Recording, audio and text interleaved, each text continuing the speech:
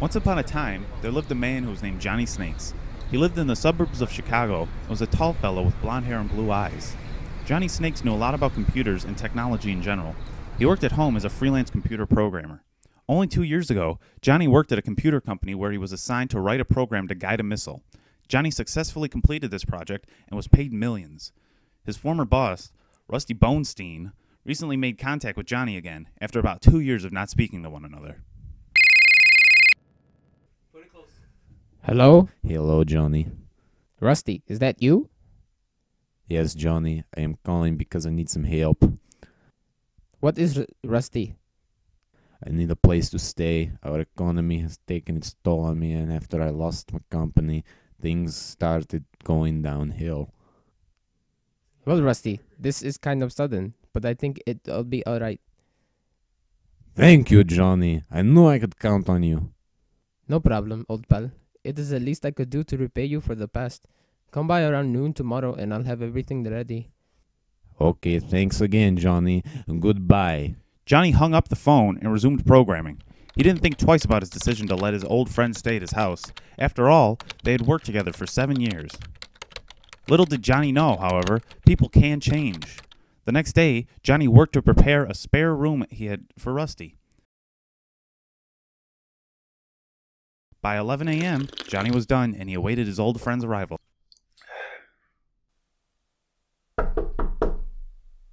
Johnny opened the door to a man who he wasn't sure he knew. Hello?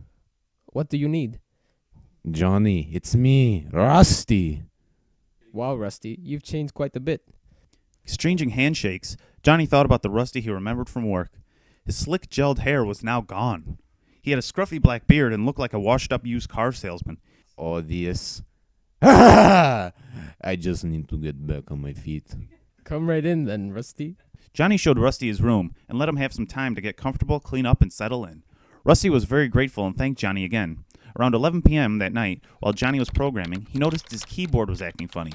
His keys were typing different letters than what he had pressed. He thought he was just overtired from working so hard, so he turned off the computer and went to sleep. The next day, Johnny woke to a very strange smell in his house. It smelled as if he was in a Jiffy Lube. He knocked on Rusty's door and found that there was no response. Johnny opened Rusty's door and found there was motor oil all over the floor. He was furious. His carpet had been stained a permanent black. Rusty was nowhere to be found. Johnny grabbed his phone and quickly dialed Rusty's cell phone. Hello? Rusty, what the hell did you do to my apartment? I'm very sorry, Johnny. My suitcase had fallen and I had some motor oil stored in there. Motor oil in a suitcase? Well, Rusty, all I ask is that you either clean it up or hire someone to clean it, okay? Right away, Johnny. I'll be there soon with some cleaning supplies. Rusty returned later that day with a ton of cleaning supplies. He immediately went into his room and started cleaning the floor. Johnny took note of this and saw that the time was 4 p.m. He relaxed and got into his programming mood, focusing on finishing a project he was almost finished with.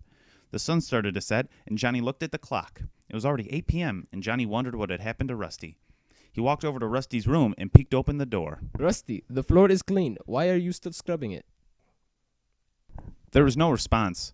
Rusty seemed as if he was in a trance and continued to mindlessly scrub the floor with a now filthy roll of paper towels. Johnny freaked out.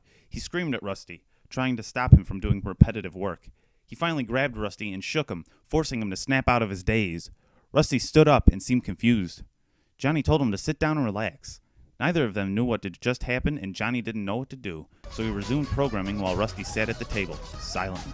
The next day, Johnny woke up and saw his alarm clock displaying weird numbers. He didn't know what they meant, but just disregarded it because as a programmer, he knew electronics could be finicky every now and then. Johnny continued his morning routine and went to get a donut at Dunkin' Donuts. When he returned, it was awfully quiet. He wondered where Rusty went. Rusty, are you here? Johnny walked into his house and set half a dozen donuts on the table. He reached for his cell phone and tried to call Rusty. No signal. Just then, the lights went out. Johnny's electronic shutters began to close. He heard the loud sound of the door's deadbolt slide into the wall, trapping him in his own house. Rusty, is this a joke? It's not funny. Just then, Rusty walked out. Johnny stared at him and noticed the glazed look in his eye. You should be more careful of who you let into your home, Johnny. How could you trust me after so much time has passed? Johnny reached for a cup of coffee he bought from Dunkin' Donuts and threw it on Rusty. A fountain of sparks shot out of Rusty like it was the 4th of July. Johnny was startled by the loud pops, horrible buzzing noises, and various beeps. What the hell? It seems you have discovered my secret, Johnny. Rusty's skin peeled back and revealed a labyrinth of wires hidden under his skin. His face seemingly melted to reveal chips and sensors and lights flashing about. Johnny knew he had to do something about his new robot friend and decided to use what he knew about computers. They are vulnerable to static electricity.